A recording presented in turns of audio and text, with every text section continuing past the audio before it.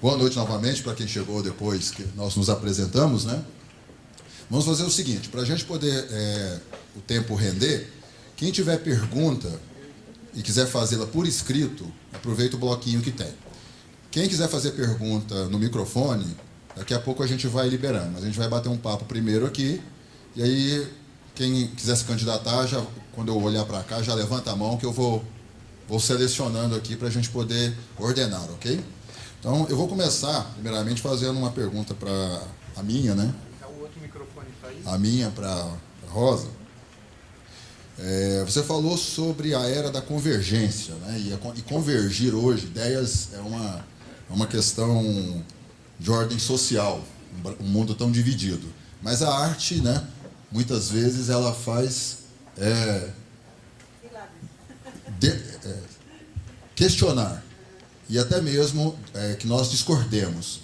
Como conciliar essa era da convergência com a expressão artística que muitas vezes faz essa divisão para provocar o pensamento e transformar isso em algo produtivo nessa era da convergência?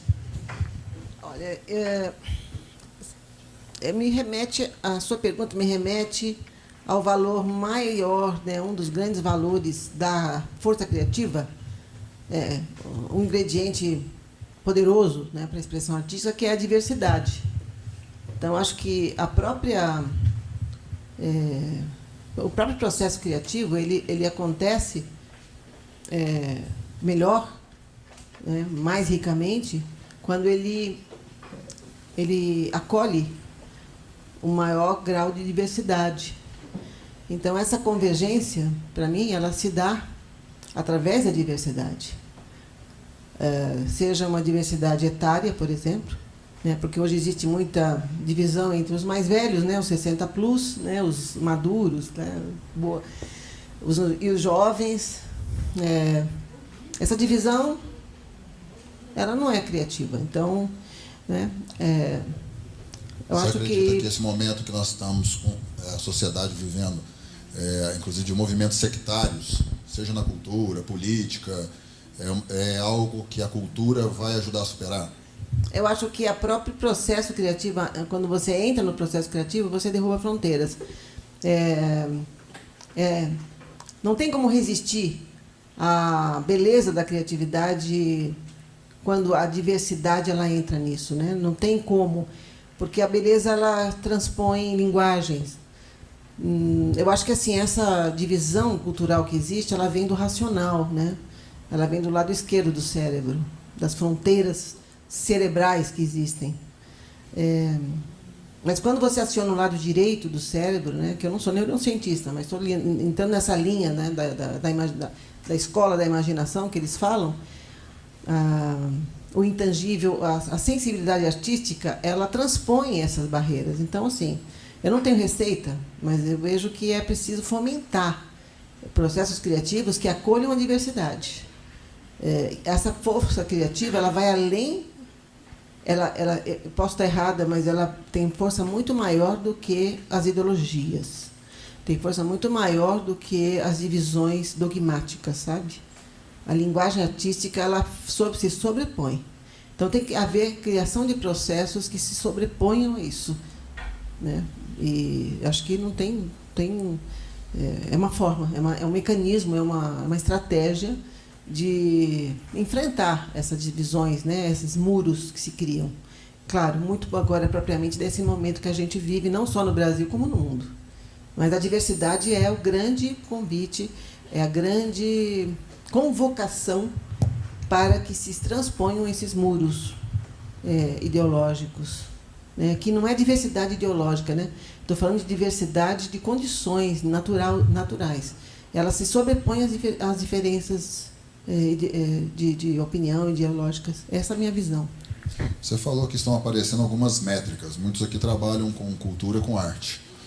Métricas que muitas vezes quem quer patrocinar cobra e que nós não temos hoje. Quais são essas métricas que a gente pode esperar no futuro ou alguma que você já viu nessa área cultural? Essas métricas elas estão sendo são iniciantes, né? Elas estão emergindo. Hoje mesmo, conversando com o Rubens, você deu um exemplo, né, de alguma coisa que você conhece aqui, né? Esses exemplos que eu dei também, não vou detalhar cada um deles, mas o que eu posso dizer é o seguinte: está cada vez mais evidente de que as métricas do velho mundo não se acoplam mais, elas não fazem mais sentido. Por exemplo, o Produto Interno Bruto, né, o PIB, que durante décadas define a riqueza de um país. O Produto Interno Bruto, ele mede o quê? Ele mede o tangível, ele mede a produção, a riqueza. Então, por exemplo, se um avião cai, muita gente morre, todo um sistema econômico se desenvolve em torno dessa tragédia e isso enriquece o país. Então, na métrica do PIB é muito bom, então, que um avião caia. Ou que uma árvore seja cortada e exportada para a Europa em forma de madeira. Esse é o PIB, ele está caduco, ele é absurdamente inútil. Então, as novas métricas são as métricas que medem o bem-estar humano. Né? O IDH é um avanço, ele mede o índice de educação, de saúde, né? E econômico, mas ele ainda não mede, por exemplo, o bem-estar. Como é que se explica que os países mais ricos e mais avançados são, em geral, os mais tristes? Né? Então, essas métricas elas vão ter que priorizar o que é ainda muito intocado, que é o abstrato, né? O sentimento humano, o contato com alguma expressão artística que provoca. O que vai provocar no ser humano aquele momento cultural? Né? E isso está sendo trabalhado, isso já está começando a acontecer. E o importante é tomar em consideração que essas métricas, produtividade nas empresas, né, competitividade, eficiência, isso são métricas das máquinas, passam a ser, não é mais de ser humano. Nós somos humanos, então nós temos que começar a criar métricas humanas, que nos definam como humanos, e não como instrumentos, nem como recursos humanos, como as empresas ainda chamam a área que administra a gente, né? Os recursos humanos. Nós somos muito mais do que recursos. Fazer uma pergunta agora para a gente envolvê-los também no debate. Muito da cultura no Brasil depende do incentivo ou da participação do Estado. Como que você vê a participação aí das instituições que os dois representam, né? O governo estadual, o governo municipal, os governos em si, para fomentar esse novo mundo que a gente gostaria de ver? Eu não acredito que o Estado sozinho vai fazer qualquer coisa que seja durável. Né? Está aí provado que as instituições isoladas não vão muito longe. A grande sacada é criar alianças estratégicas entre todos os setores. Então, para a gente poder criar condições sociais para esse novo mundo que está nascendo, nós temos que criar alianças fortíssimas nos setores governamentais, aliados aos empresariais, que nesse momento tem muito a fazer para essa renda mínima, ou seja lá qual for, acabar com a desigualdade, gente, porque nós estamos cada vez mais desiguais. A desigualdade no mundo está aumentando incrivelmente. Né? Então, os governos, eles sozinhos não vão conseguir essa força de mudar condições. Eu acho que tem que haver alianças entre, o setor governamental, o setor empresarial, o setor científico, através do fomento à pesquisa, que infelizmente no Brasil está cada vez mais sufocada, né? O avanço científico, né, para criar condições para esse novo momento humano, a escola, né? O setor educacional, ele educa pessoas com métodos velhos do século XVIII, né? Ele ensina profissões que vão acabar daqui a 10 anos, ou já estão acabando, para resolver coisas que a gente nem sabe que são agora, porque com tanta mudança, que mundo é esse que ele vai ter essa criança, ou esse jovem, lá fora? Ele nem sabe. Então, a escola, o governo sem estar aliado à escola, não vai conseguir. Então, a escola, centros de pesquisa, tecnológicos, científicos, empresas e, claro, o setor governamental, fortemente alinhado. Né? Tem que haver aí um novo contrato social que transforme a nossa relação, né, com o trabalho e com a vida. Relembrando aqui, quem tiver pergunta, quiser escrever, pode entregar para o Rubens ou levantar a mão que daqui a pouco a gente leva o microfone. Vou envolver então agora a Mônica e o Felipe na discussão. E aí, Mônica, começar com você, depois a gente passa para o Felipe a mesma pergunta. Como você vê a preparação da cidade de Uberlândia, não necessariamente a Secretaria de Cultura, mas a cidade de Uberlândia, envolvendo tudo isso que ela falou, educação, o empresariado, né, porque as pessoas têm que se manter, e nós estamos falando aqui de um novo momento em que a dependência não é só do poder público. Como é que você vê o preparo de Uberlândia para um futuro acontecendo esse otimista que ela vê? Uberlândia é uma cidade peculiar. Quando eu fui ouvindo a Rosa falando e colocando várias questões que foram postas aqui, eu fiquei muito feliz, Rosa, porque essas coisas que você colocou são angústias que estão sendo sentidas fortemente dentro da Secretaria de Cultura. Eu acho que é importante dizer que eu fui secretária durante 8 anos, me afastei 4 e voltei agora. São panoramas completamente diferentes. É como se eu estivesse reaprendendo e revendo todos os valores. Existe uma sociedade inquieta, em busca de caminhos.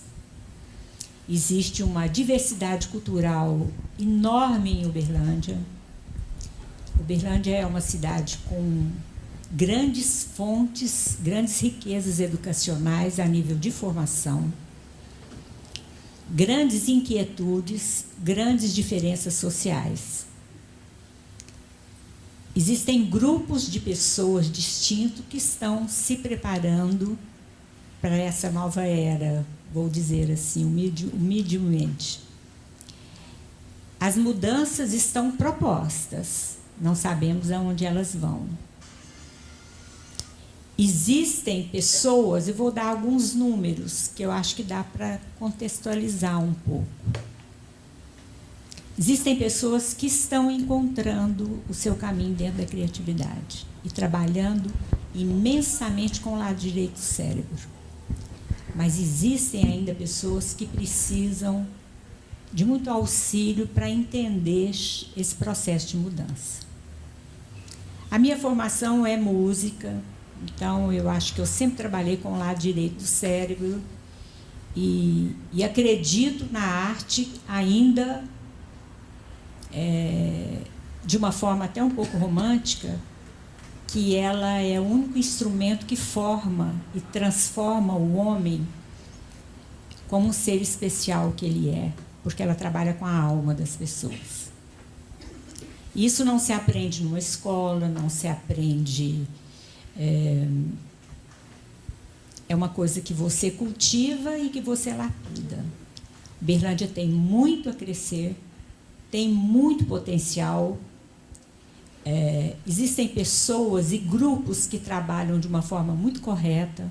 O poder público não dá conta,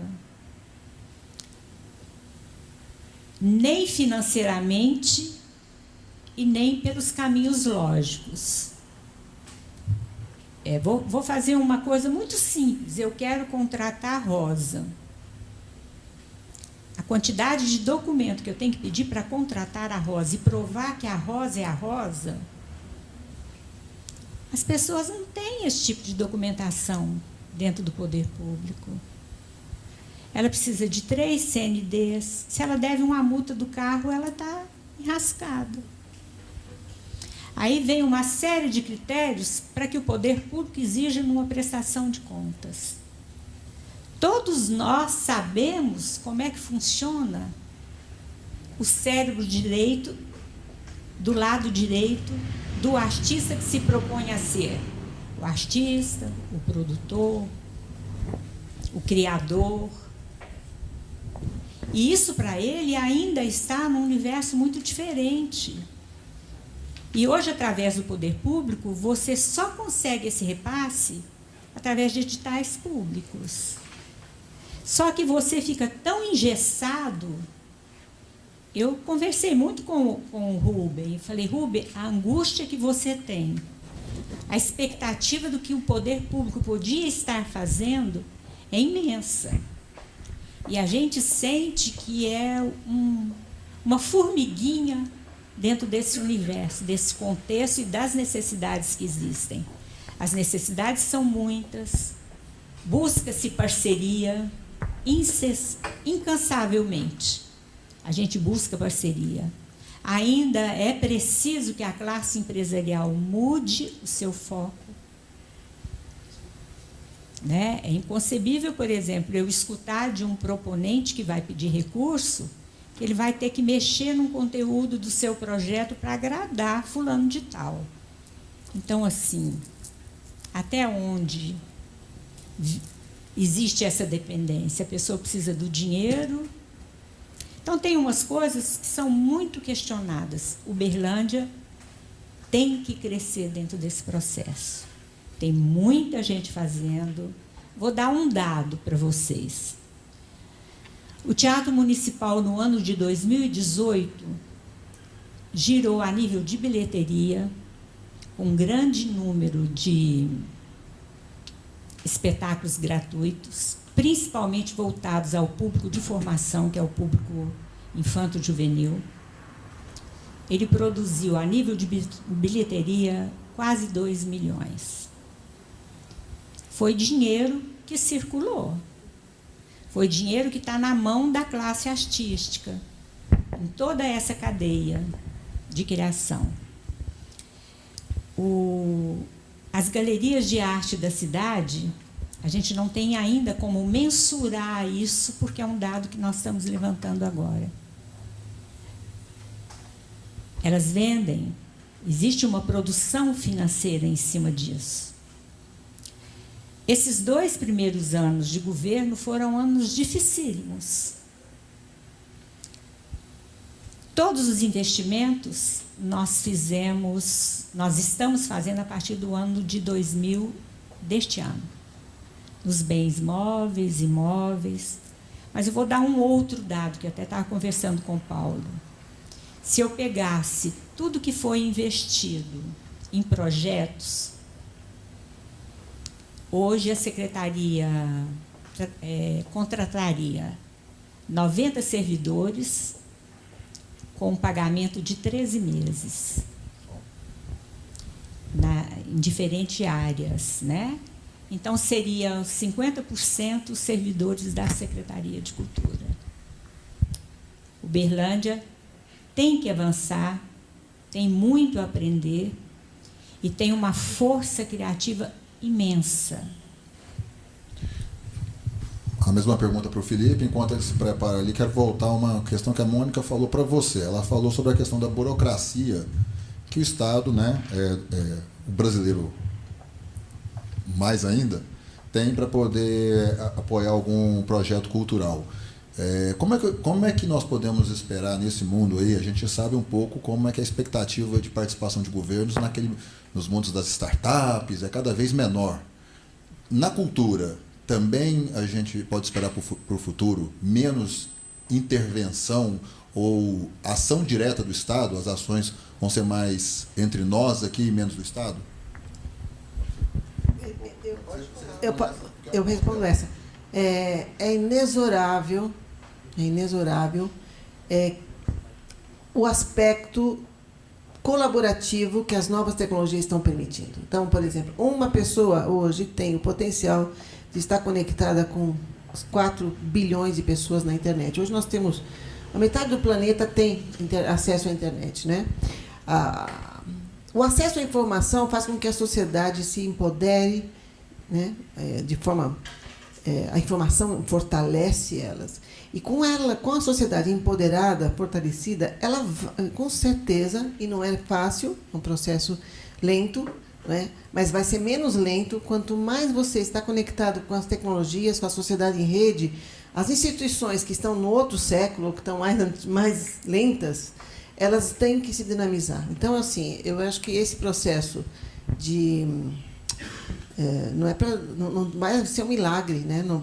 A tecnologia não vai acabar com a burocracia de uma hora para outra, mas a tendência é que o poder das redes e da deshierarquização e do acesso livre à informação vai naturalmente criar uma demanda para que o setor público possa responder a essa nova sociedade em rede. É inexorável. A sociedade em rede ela é forte. Nós temos aí vários exemplos no mundo de governos que estão dinamizando as suas fontes a base de informação, abrindo dados, né? Enfim, ela existe, mas ela não vai resistir. É o que eu quero dizer, não vai resistir a essa sociedade em rede, né? Então, para o Felipe, agora a mesma pergunta com relação a como que o Estado está preparado para esse mundo novo, na questão cultural. Então, eu acho que a gente ainda tem que caminhar muito ainda, em todos os aspectos. Principalmente pensando no viés econômico, nós temos um Estado que ele está muito, né, numa mentalidade econômica muito voltada para a questão antiga, de mineração, de siderurgia, industrial. Nós temos que caminhar muito ainda para tentar chegar num modelo econômico que tenha como foco a criatividade. Isso eu não falo nem só sobre a questão puramente cultural, mas em qualquer ramo, né, ramo econômico que envolva a criatividade, a gente não tem a necessidade de caminhar muito para isso. Isso olhando tanto na perspectiva do poder público, mas também olhando da perspectiva da sociedade em geral, do empresariado e tal. Então, acho que a gente ainda tem que ter muitas evoluções em relação a isso, em que pese a gente ter um Estado com muita diversidade cultural e muita efervescência nesse sentido. Eu acho que a gente ainda tem que caminhar bastante em relação a isso. E aí eu queria aproveitar um pouquinho e fazer uma colocação, na verdade, mais uma pergunta, né? Então, para a Rosa, se ela não acha que esse momento que a gente tem passado dentro da sociedade, não só brasileira, isso não é um cenário só brasileiro, a gente tem visto em todos os, né, várias sociedades no mundo afora, de que não se está tendo uma onda reacionária contra essa evolução que tem a criatividade como motor, sabe, né? Acho que você conseguiu entender o que eu quis dizer, né? Nós não estamos passando aquele momento em que muitas pessoas querem que se mantenha como o status quo que existe hoje e não quer ver essa evolução que você colocou em muitos vários momentos da sua fala.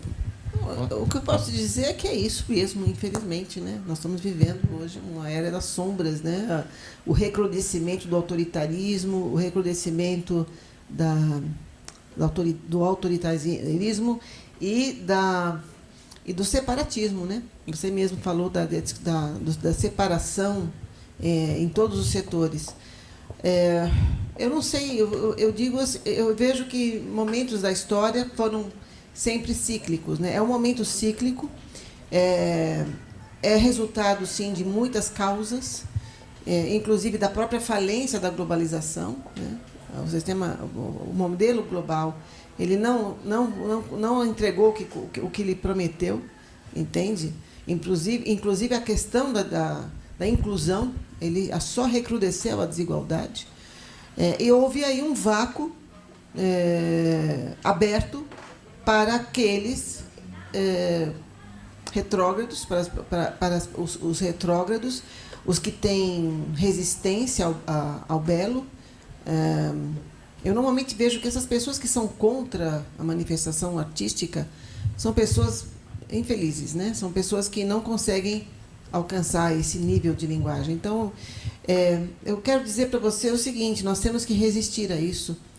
Não tem como agora a gente mudar esse cenário, mas uma forma de você passar de uma forma mais suave, da gente passar de uma forma mais suave e mais efetiva, é através do intangível, é através da busca do entendimento da alma, é através das expressões que não se limitam a cristalizar palavras, discursos vazios. É aí onde a cultura entra com tudo. A força de uma linguagem criativa, ela transpõe de uma forma mais fácil essas existências. E nós vamos ter que passar por esse momento, infelizmente, né? Que seja breve. É isso que eu posso desejar, né? Nós devemos desejar, que seja breve. E que a cultura possa fazer a sua parte. E resistir, como tem que resistir. É isso. Nós temos uma pergunta da plateia, tem a ver com o assunto, mas se apresente e direcione a sua pergunta. Boa noite. Alô? Boa noite. Eu sou Juliano. Eu queria completar na pergunta do Felipe, na verdade, para a Rosa, quer dizer, não sei se é uma pergunta, mas porque a minha sensação é que essa ideia de comunicação em rede, livre, de partido diversos, não tendo mais uma centralidade na comunicação, muito mais rizomática, isso, para nossa tristeza, foi totalmente capturada. E o que a gente vê hoje, assim, a gente vive experiências do capital dominando, e infelizmente... E aí, assim, eu queria muito acreditar que acreditei no momento, mas hoje eu acho que está completamente capturado. Eu queria ouvir você um pouco, Rosa, mas acho que... Eu Brexit, Trump, sim, essa coisa que está aí no Brasil, sim, né, isso tudo, então... Qual é o seu nome? Juliano. Juliano, eu quero dizer que você está totalmente certo, entende? Está totalmente certo. As tecnologias que tinham a finalidade, né, de libertar as pessoas, de democratizar o acesso à informação, de favorecer a liberdade de expressão, passaram a ser armadilhas mesmo, né, hoje. Mas depende muito da forma como você usa. Você pode resistir a elas também. Você pode sair do Facebook, né? Você pode sair dos Twitters e criar suas formas de comunicação. Mas, assim, eu não estou dizendo que essa sociedade em rede ela é a saída para tudo. Existem, sim, intervenções maléficas, vamos dizer, se a palavra é essa, né? Hoje você, pensando que está acessando algo gratuito, você está ajudando a vender produto, né? O teu conteúdo está sendo usado para vender produto, e esse modelo, eu sou muito crítica, tá? Sou muito crítica, sim, com relação a isso.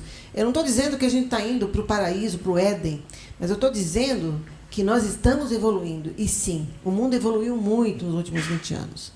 O mundo está mais rico, o mundo está mais igual, ele está mais, tem acesso à educação, nós temos mais liberdade de expressão, que não tem como negar, entende? Nós temos mais liberdade hoje.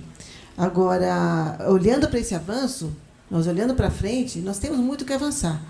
Agora, com certeza, resistir,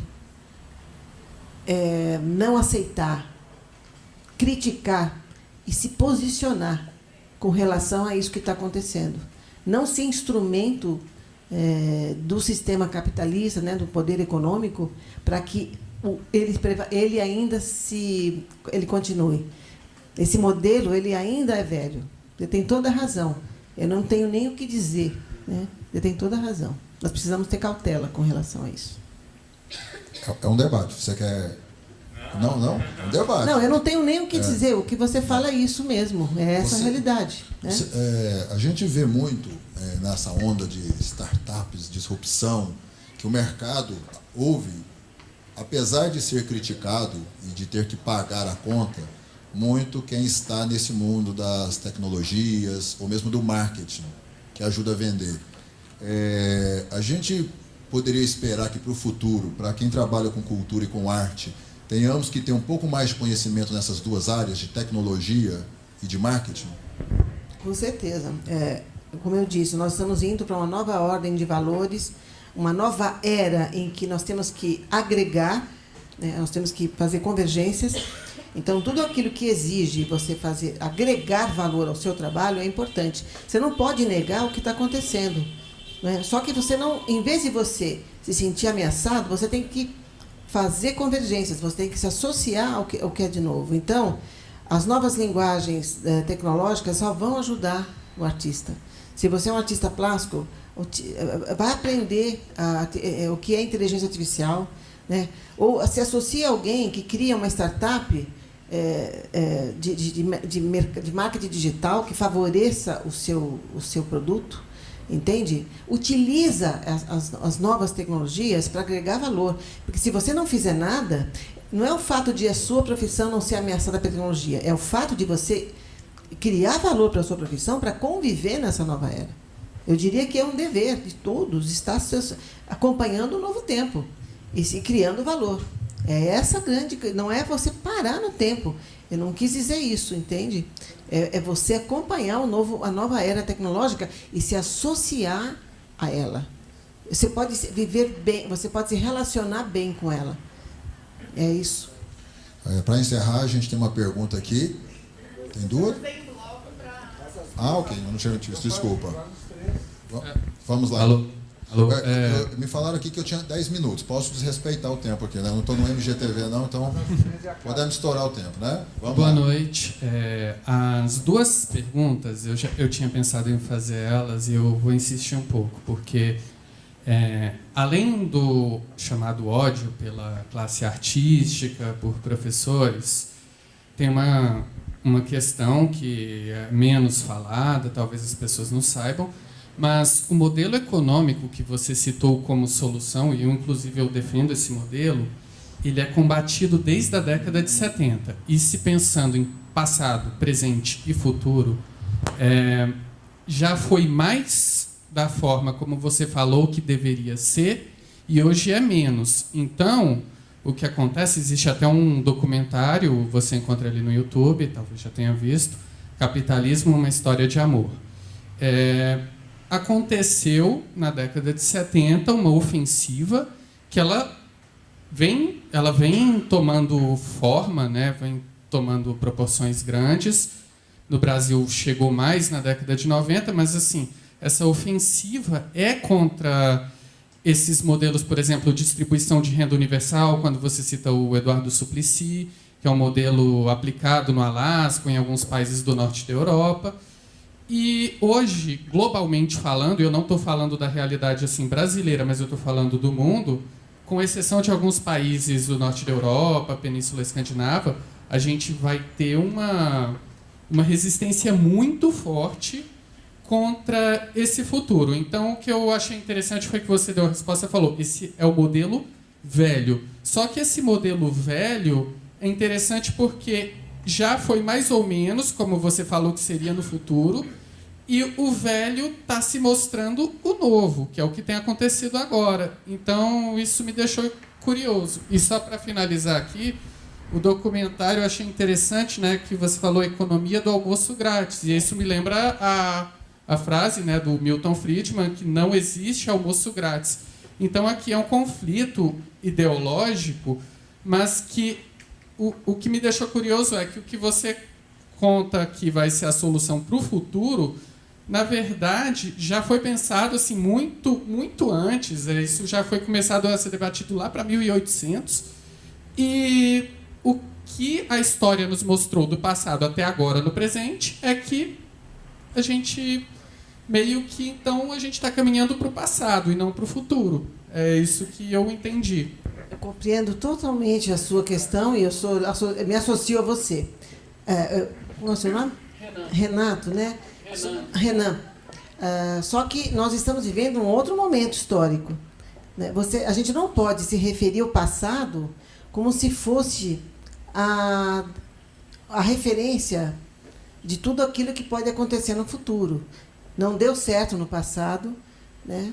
Foi mal interpretado, foi rechaçado, mas hoje a gente vive uma nova era, né? Uma era em que nós temos aí uma sociedade totalmente diferente do que era, não é? A falência de sistemas que ainda não haviam falido na época e que estão visíveis, né? O Fórum Econômico Mundial, que está dizendo para o mundo que o capitalismo já não serve. Então, enfim, eu acho que a gente tem que dar uma chance para esse futuro. E não ficar só pensando naquilo que não deu certo no passado.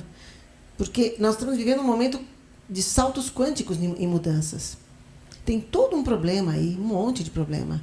Tem a tentativa de perpetuar os sistemas velhos, até as próprias startups. Eu sou crítica, não sei quem que tem hoje lida com startup aqui, mas as startups, em geral, elas acabam perpetuando o sistema econômico. Por quê? começam livres, começam com novos modelos, mas depois elas vão se capitalizando e vão parar na Bolsa de Nova York. Então, começam a criar gestões hierarquizadas do mesmo jeito. Então, nós temos uma transição. Eu diria que a gente tem que dar chance para essa transição, que é nublada, que é conturbada, cheia de paradoxos, cheia de incongruência. Mas o que eu proponho para você é dar uma chance, porque se a gente se refere só àquilo que não deu certo no passado, você perde a oportunidade de apreciar a possibilidade do novo. É isso que eu te recomendo, mas eu concordo com você. Eu queria... Não sou... Então, mais uma pergunta aqui. Boa noite. Meu nome é Viviane Lemes. Eu sou proprietária da Flanar Turismo. Nós trabalhamos com turismo e fizemos uma opção já há 10 anos por desenvolver roteiros inteligentes, contextualizados, mas com vivências que realmente promovam, né, a transformação, mudanças de paradigma nas pessoas, a percepção do mundo. E, como nós estamos falando aí dos contrastes, eu tive um conhecimento que assim transformou a minha percepção de mundo e a minha maneira de trabalhar o turismo, que foi a experiência que conheci na Paraíba, que considero hoje ser um dos estados avançados em termos de aplicação dos conceitos de economia criativa, produção associada e economia colaborativa, né? E eu gostaria de saber, o que eu tenho percebido hoje nos meus grupos, é que essa questão da vivência no turismo, das experiências concretas, das experiências criativas, elas têm sido muito fortes, numa contraposição a esse mundo virtual. Tenho percebido um cansaço muito grande, uma necessidade de viver o mundo de outra forma, de sonhar, de vivenciar concretamente experiências e fortalecer laços de amizade, de solidariedade. Vi isso muito claramente colocado na Paraíba.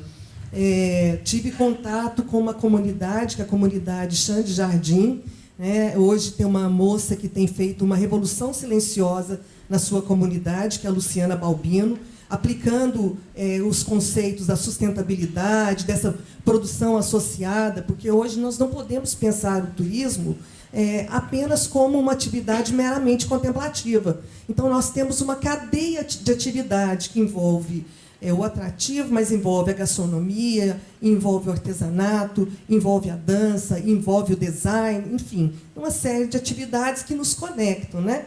Eu gostaria que você falasse um pouco sobre a força dessas novas economias e a capacidade que ela tem de transformar os territórios.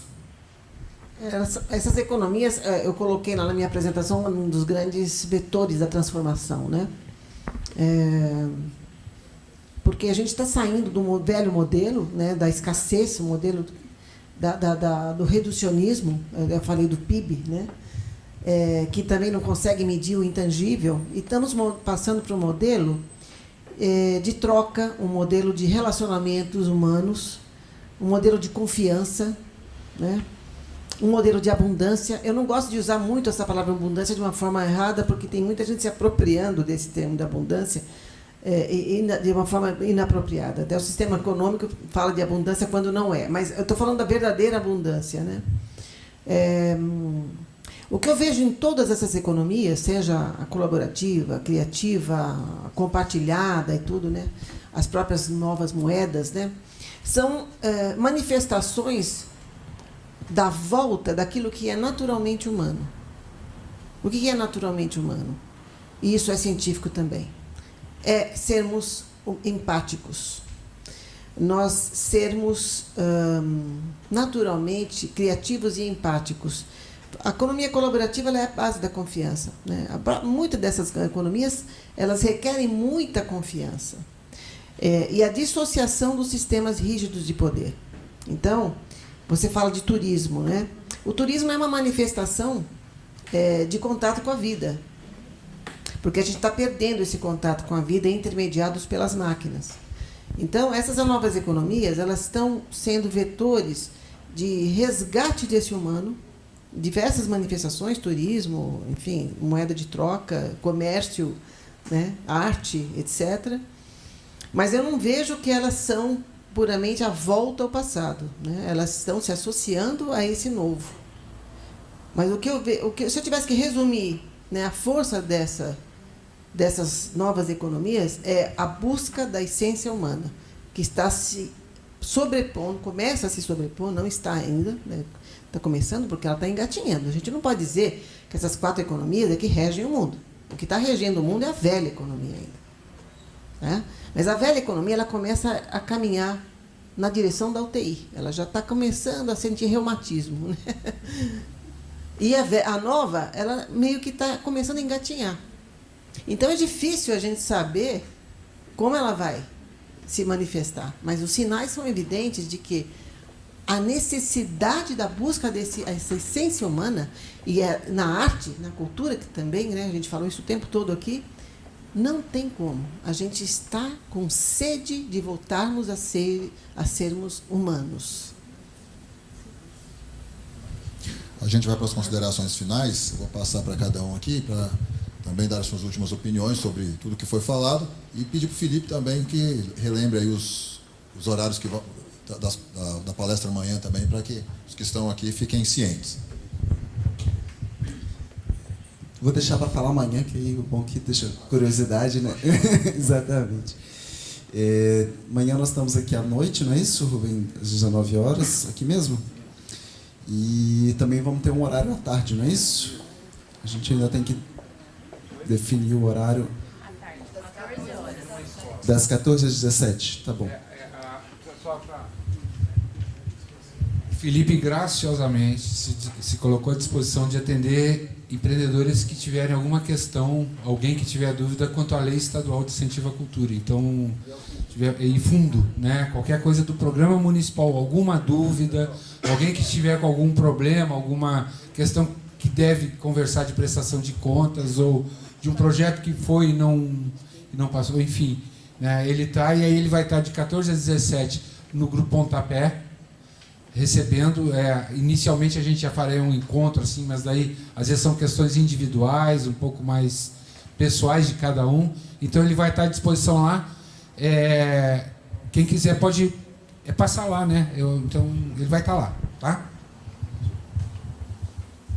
Então é isso aí. Então amanhã de 14 às 17 a gente bate papo com quem aparecer lá para olhar essas questões, Lei Estadual de Incentivo à Cultura, Fundo Estadual de Cultura e todos os outros editais setoriais da Secretaria, Círculo Minas, Música Minas, enfim. Então, e à noite a gente tem a fala que a gente vai falar sobre a nova legislação de fomento e incentivo à cultura, tanto com esse viés da economia criativa também.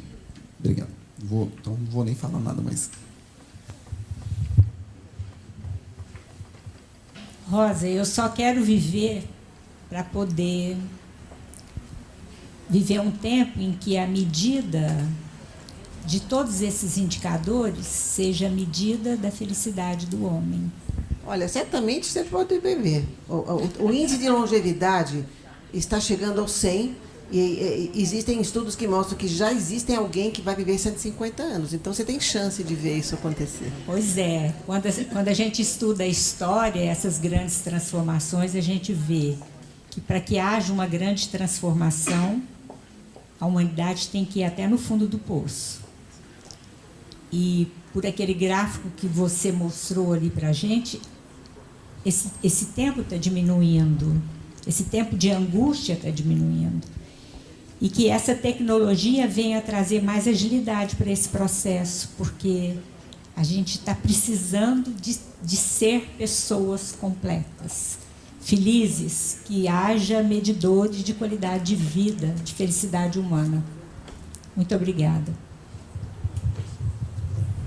Bom, falando de longevidade, eu queria só provocar mais uma coisa. Mais uma vez, a gente tem hoje as crianças ao redor. Eu tenho 3 netos, né? Quem está nascendo hoje certamente vai passar o século, né? Vai atravessar o século XXI. Então, eu queria trazer aqui um chamado para todos nós, né? Pensar nesses sucessores, né? Porque nós somos ancestrais desse novo tempo já.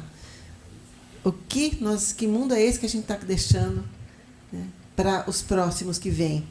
E aí, como eu estou falando num evento de cultura, A cultura é a magia de criar novos mundos, né? A cultura, ela reside no território do desconhecido, que às vezes dá medo, porque as pessoas têm medo, normalmente temos medo do desconhecido, mas no desconhecido que estão as grandes ideias. Então, eu queria deixar aqui essa convocação para todos que estão envolvidos com cultura, de fortalecer, de mobilizar os talentos, os processos, os recursos, para que esse mundo crie um novo imaginário. É o que nós estamos precisando. Não é esse imaginário do Jornal Nacional, não é o imaginário das ficções científicas, né? Não é o imaginário de toda a mídia que a gente hoje tem visto, né? Por trás, mobilizados pelo sistema econômico. É o imaginário que faça florescer a esperança. É o imaginário que faça as pessoas caminharem na direção de um sonho que nós estamos perdendo. Então, é na cultura que eu vejo isso. Então, pensando nesse ano 2100, o que vai fazer essas crianças andarem para frente? Eu acho que a cultura tem todo o poder para fazer isso. E eu quero agradecer, de novo, o privilégio de estar aqui, falando com pessoas tão incríveis, podendo interagir com pessoas tão bacanas, e, enfim, muito obrigada, viu?